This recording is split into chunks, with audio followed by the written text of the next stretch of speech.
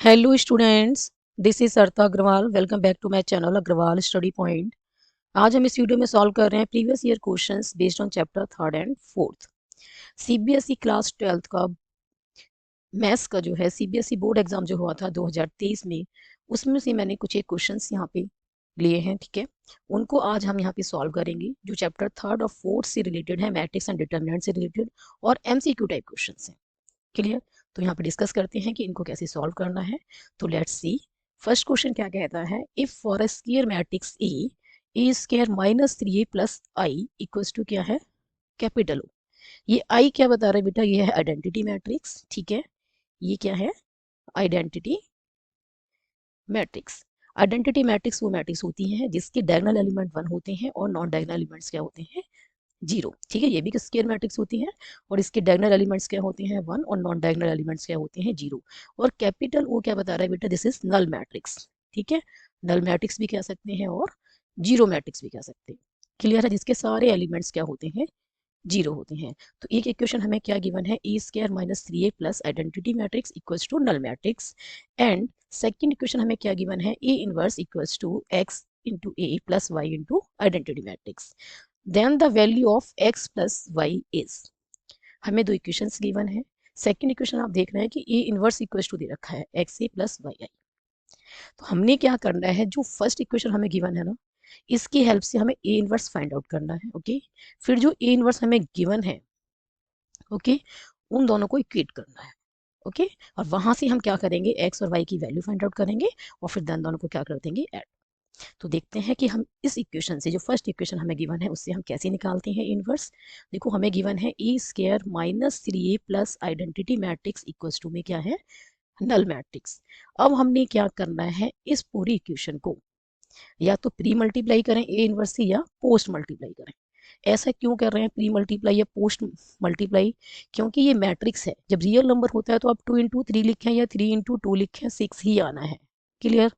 दोनों की मल्टीप्लिकेशन क्या आएगी, सेम। बट मैट्रिक्स के केस में ए बी और बी ए, पहली बात तो दोनों डिफाइन है या नहीं, वो इनके ऑर्डर पे डिपेंड करेगा कि आप ए बी और बी ए दोनों को फाइंड कर सकते हैं कि नहीं। और यदि ए बी और बी ए आप दोनों फाइंड कर सकते हैं, तो उसके बाद ये दोनों इक्वल हों ये जरूरी नहीं है। क्लियर? तो हमने क्या करना है, इसलिए इसको प्री मल्टीप्लाई करना है पूरी इक्वेशन को ए इनवर्स से, या फिर पोस्ट मल्टीप्लाई करना है। ठीक है, तो हमने सपोज प्री मल्टीप्लाई कर रहे हैं, तो ये A inverse A square minus 3a inverse into A plus A inverse into में आइडेंटिटी मैट्रिक्स इक्वल्स टू में ए इनवर्स और ये नल मैट्रिक्स। क्लियर है? अब देखो, इसको क्या लिख सकते हैं, ए इनवर्स इंटू ए, और ये क्या आ गया, ए। ए स्क्वायर को हमने क्या लिखा, ए इंटू ए, और फिर इनको इकट्ठा लिख दिया। ठीक है, ए इनवर्स इंटू ए क्या बनता है, आइडेंटिटी मैट्रिक्स। और आइडेंटिटी मैट्रिक्स को किसी से भी मल्टीप्लाई करें, किसी भी मैट्रिक्स से, तो वही मैट्रिक्स बनती है, तो ये ए इनवर्स आ गया। और नल मैट्रिक्स को किसी भी मैट्रिक्स से मल्टीप्लाई करें तो ये क्या बनती है, null matrix. Okay, A inverse into A फिर से क्या बन गया, आइडेंटिटी। ओके, बाकी को हमने एज इट इज लिखना है। अब आई इंटू ए फिर से क्या बन गया, ए, क्योंकि आइडेंटिटी मैट्रिक्स को किसी से भी मल्टीप्लाई करो तो वही मैट्रिक्स बन जाती है। ठीक है बेटा, तो यहाँ से हमारे पास ए इनवर्स क्या आ जाएगा बेटा, ए इनवर्स को यहीं पे रखते हैं, बाकी को शिफ्ट करते हैं राइट पे। तो ये बन जाएगा माइनस का ए प्लस का 3i। ठीक है, minus A plus 3 into identity matrix. A inverse हमें ऑलरेडी गिवन है, इन दोनों को इक्वेट कर दें। क्लियर? हमें क्या गिवन है, ए इनवर्स हमें गिवन है बेटा एक्स ए प्लस वाई आई। आप यहाँ देखें एक्स क्या है, एक्स की वैल्यू है -1। ए के साथ जो मल्टीप्लाई यहाँ पे एक्स हो रहा है और यहाँ पे क्या मल्टीप्लाई हो रहा है के साथ, -1, तो एक्स की वैल्यू हमें यहाँ से क्या मिल गई, -1। ओके, वाई हमें क्या मिल रहा है, 3। आइडेंटिटी के साथ क्या मल्टीप्लाई है, वाई, और यहाँ पे क्या मल्टीप्लाई है, 3, और दोनों ही क्या है, ए इनवर्स है। तो यहाँ से हमें वाई की वैल्यू क्या मिल गई है, 3 मिल गई है। तो एक्स प्लस वाई हमें क्या मिल गया बेटा, एक्स प्लस वाई हमको मिल गया -1 प्लस 3 दैट इज 2। ठीक है, and this is the answer. तो option B is the correct option. Clear है?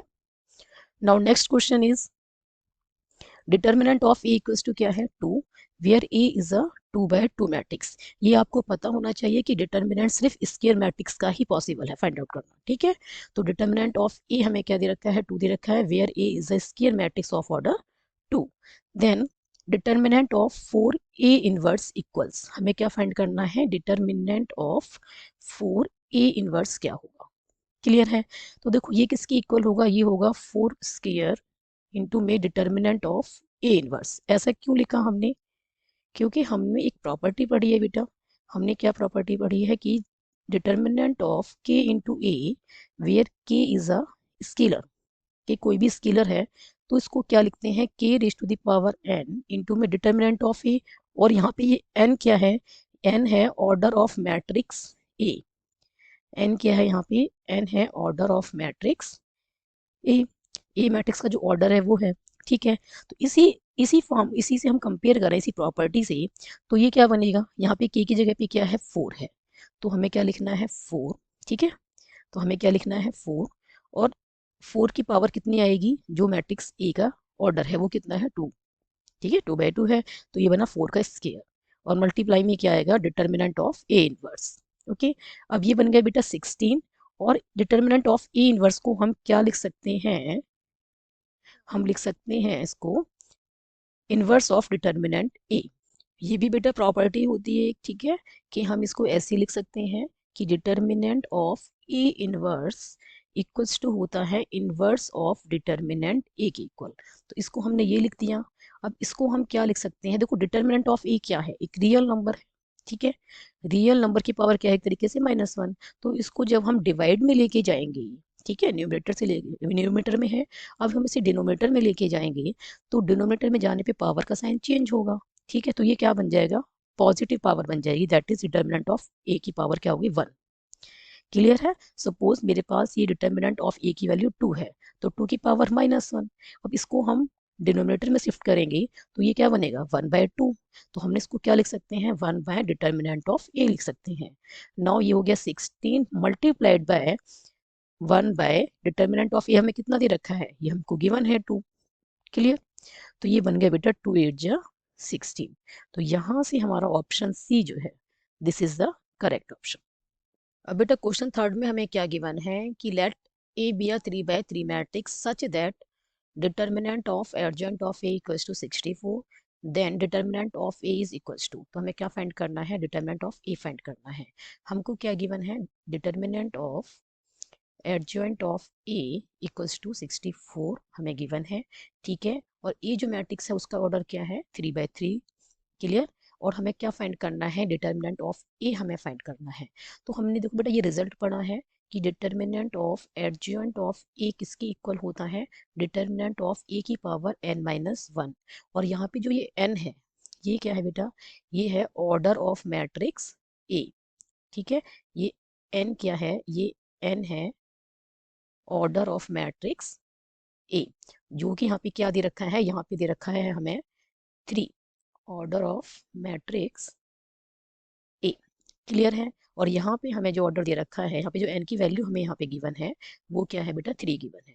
तो इसी रिजल्ट का हम यहाँ पे यूज करते हैं, तो इसको हम क्या लिख सकते हैं, डिटर्मिनेंट ऑफ ए की पावर n-1 इक्वल्स टू 64। अब ये क्या बनेगा, डिटर्मिनेंट ऑफ ए की पावर n-1 मतलब 3-1, ठीक है, n की वैल्यू पुट कर दी। तो ये बनेगा determinant of A square, left में और राइट में क्या है, 64 है, दोनों साइड स्केयर रूट लेते हैं अब। तो डिटर्मिनेंट ऑफ ए क्या आ जाएगा, +-8। दैट इज ऑप्शन डी जो है, this is the correct option. Question number 4 में बेटा हमें क्या गिवन है, एक मैट्रिक्स हमें गिवन है ए, ठीक है, एक स्केयर मैट्रिक्स है ए, जो किस ऑर्डर की है, 2/2 ऑर्डर की है, और जिसके एलिमेंट्स क्या है, 3 4 5 और 2। And 2a plus B is a null matrix. और हमसे क्या कहा गया है कि जो 2a प्लस बी है वो किसके इक्वल है, नल मैट्रिक्स की इक्वल है। नल मैट्रिक्स क्या होती है, जिसके सभी एलिमेंट्स क्या होते हैं, 0, ठीक है। Then b is equals to, हमें क्या फाइंड करना है, जो b मैट्रिक्स है उसकी वैल्यू हमें फाइंड करनी है, ठीक है, कि b मैट्रिक्स के एलिमेंट्स क्या है, ठीक है, b मैट्रिक्स क्या है हमें ये फाइंड करनी है। तो बेटा जो हमको गिवन है हम उसी का यूज करते हैं।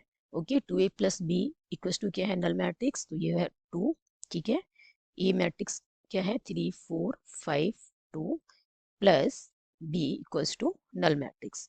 2 से मल्टीप्लाई करें, ए मैट्रिक्स के सभी एलिमेंट्स मल्टीप्लाई होंगे, तो ये बन जाएगा 6, ये बनेगा 8 और ये 10 और ये 4 प्लस बी इक्वल्स टू में नल मैट्रिक्स।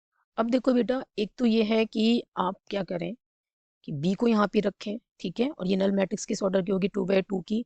तो यहाँ पे आपने क्या करना है, ये 0 0 4 एलिमेंट्स सारे क्या आएंगे भाई, 2/2 की मैट्रिक्स है ये, तो चारों एलिमेंट्स क्या होंगे, 0 0, और फिर माइनस ये वाली जो मैट्रिक्स है 6 8 10 4, ठीक है। ये वाली मैट्रिक्स फिर माइनस कर रहे हैं तो आपको आंसर मिल जाएगा। एक तरीका तो ये है, पर ये एमसीक्यू टाइप क्वेश्चन है तो आपको टाइम भी सेव करना है। तो हम ऐसे ना करके हम क्या समझेंगे कि हमने ये स्टडी किया हुआ है कि एक मैट्रिक्स में उसका एडिटिव इनवर्स ऐड कर दें तो हमें नल मैट्रिक्स मिलती है। ठीक है, यहाँ पे आप देख रहे हैं कि दोनों मैट्रिक्स का जो एडिशन है वो नल मैट्रिक्स है।